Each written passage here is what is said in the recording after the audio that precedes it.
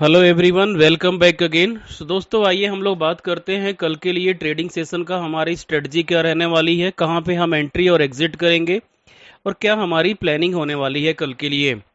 So friends, कल fin Nifty का expiry होने वाला है और उसके लिए सबसे जरूरी जो होता है कंपोनेंट, वो बैंक निफ्टी को भी देखना होता है। सो फिन निफ्टी से पहले हम बैंक निफ्टी पर डिस्कस करेंगे और जिसके अकॉर्डिंग ही चाल फिन निफ्टी की होती है। सो यहाँ पे आप बैंक निफ्टी की देख सकते हैं। जो आज का चार्ट है, ये गैप अप ओपन हुआ और गैप अप ओपन होके अच्छा खासा ऊपर की तरफ में रैली किया, लेकिन उसके बाद फॉल हुआ और पूरा दिन लगभग मैक्सिमम टाइम यहाँ पे रेंज बाउंड होने के बाद से अगेन फॉल हो गया। सो यहाँ पे एक बात तो समझ में आ गई है दोस्तों कि मार्केट अभी बैंक निफ्टी का 51,200 या 51,300 को पार नहीं करना चाहता है, क्योंकि क्लोजिंग जो है 51,200 के नीचे ही दिया है। अगर हम इसको डेली कैंडल में देखते हैं दोस्तों, तो यहाँ पे आप लोगों को साफ साफ विजिबल है कि मार्केट जो है काफी दिनों से फॉल होने के बाद से यहाँ पे डब्लू पैटर्न बनाया था और डब्लू पैटर्न बनाने के बाद से यहाँ पे देखिए तो कुछ ये स्प्रेड हो चुका है, ये सीधा नहीं निकला है। अब ये स्प्रेड हो चुका है, फैल चुका है यहाँ पे। तो यहाँ पे एक बात समझ में आ गई है कि मार्केट अभी बैंक निफ्टी का यहाँ थोड़ा वीक हो चुका है। अब ये स्ट्रांग कब तक होगा फ्रेंड्स? तो स्ट्रांग जब तक होगा जब तक कि 51,500 को क्रॉस ना कर ले।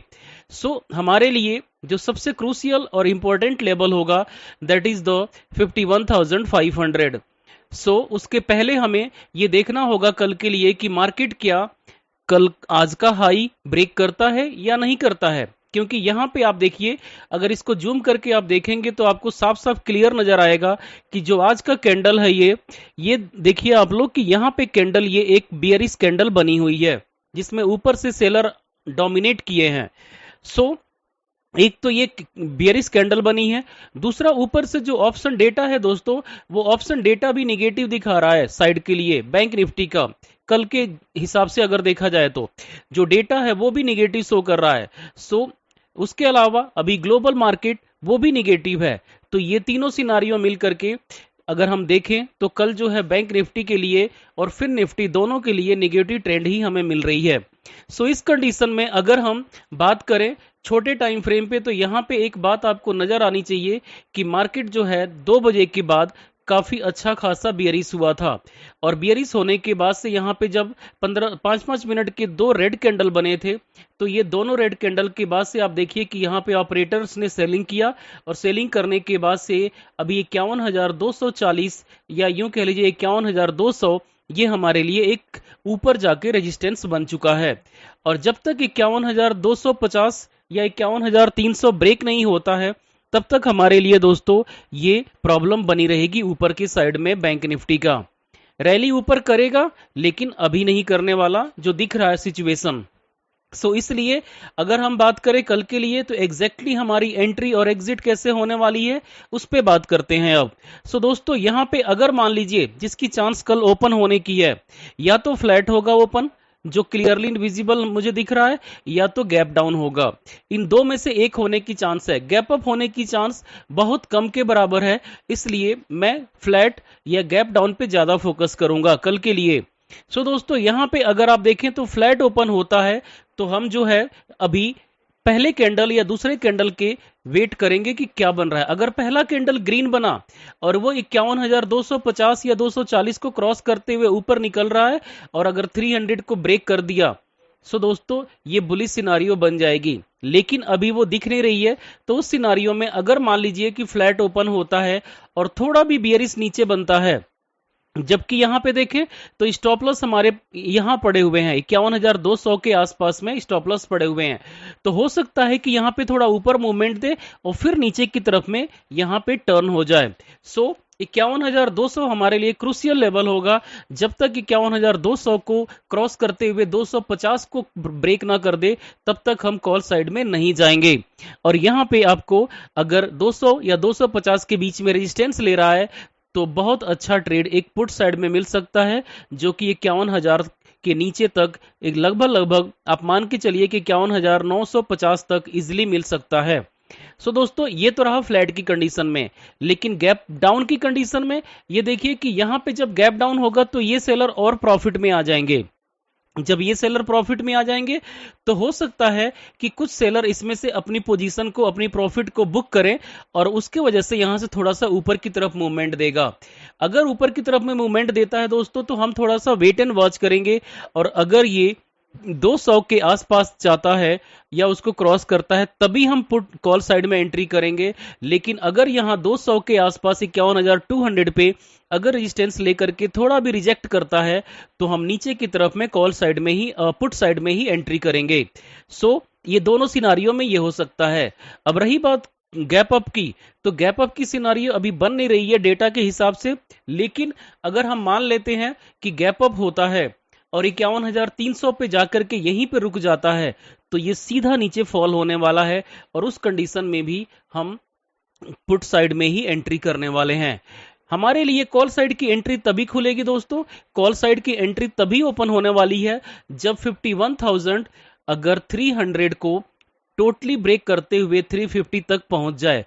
जब तक ये इधर नहीं जाता है, क्योंकि अगला जो रेजिस्टेंस आएगा वो 51,550 पे आने वाला है। सो 51,550 और 51,350 के बीच में हमें एक ट्रेड मिल सकती है कॉल साइड में, लेकिन कंडीशन यही है कि 51,350 को ब्रेक करके ऊपर निकले तो।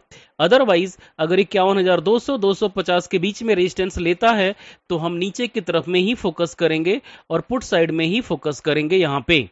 सो दोस्तों ये रहा बैंक निफ्टी के अंदर में ट्रेड, और इसी के अकॉर्डिंग हम फिर निफ्टी में भी चलेंगे।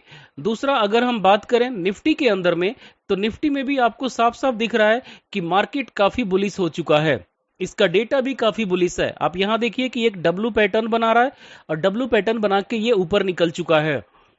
अब यहां पे जो 25,000 का ऊपर में यहां पे रेजिस्टेंस है, आज देखिए कि 25,000 के आसपास ही यहां पे आकर के रुका पड़ा है। तो ये हो सकता है कि 25,100 के पास या 25,200 के पास यहां पे कॉल राइटर बैठे होंगे। सो कॉल राइटर जब बैठे होंगे दोस्तों तो वो वहां से सेलिंग करेंगे। सो सेलिंग करने पे नीचे मार्केट कल आ सकता है, भले ज्यादा ना हो लेकिन थोड़ा आ सकता है, क्योंकि अभी निफ्टी का जो ट्रेंड है वो बुलिश सिनारियो में दिख रही है।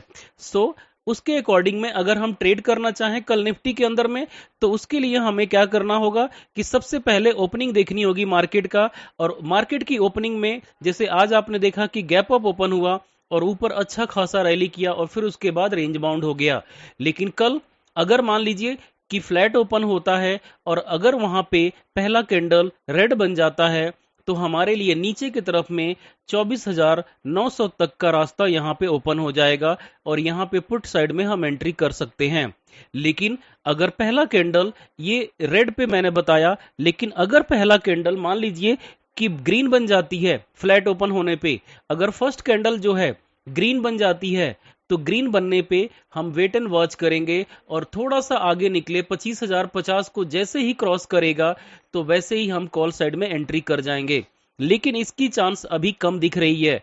उसका रीजन क्या है दोस्तों कि यहां पे देखिए कि बायर सेलर कॉन्टिन्यूअस आए हुए हैं और ये साफ साफ कंफर्म कर रहा है कि 25,000 के ऊपर 25,100 तक यहां पे कॉल राइटर बैठे हुए हैं। जो कॉल राइटर बैठे हुए हैं तो कॉल राइटर इनको ऊपर निकलने नहीं देंगे। सो हमें वेट एंड वॉच करके देखना होगा फ्लैट की कंडीशन में।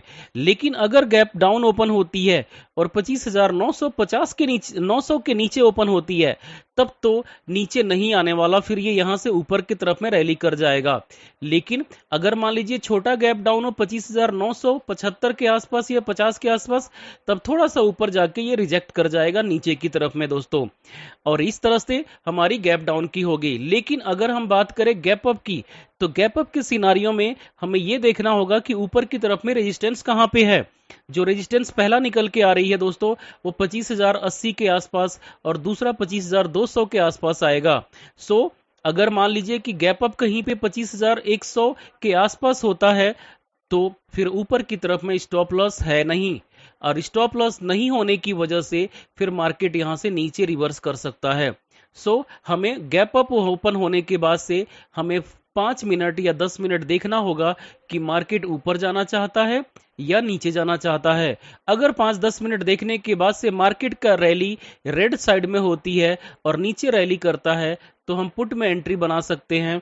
और जिसमें हमारा पहला टारगेट जो है मान के चलिए कि 25,950 के आसपास यहां पे या 900 तक भी हो सकती है। इस तरह से आप निफ्टी के अंदर में ट्रेड कर सकते हैं।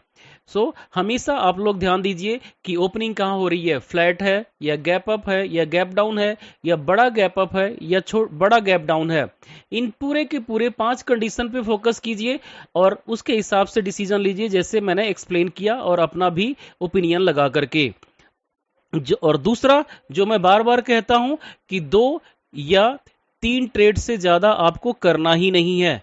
और हमेशा ध्यान रखिए कि 10% या 15% की प्रॉफिट आए वो बहुत होती है, क्योंकि इतना अगर आप रोज कमा लेते हैं तो लगा लीजिए कि आप बहुत बड़े ट्रेडर बन चुके हैं।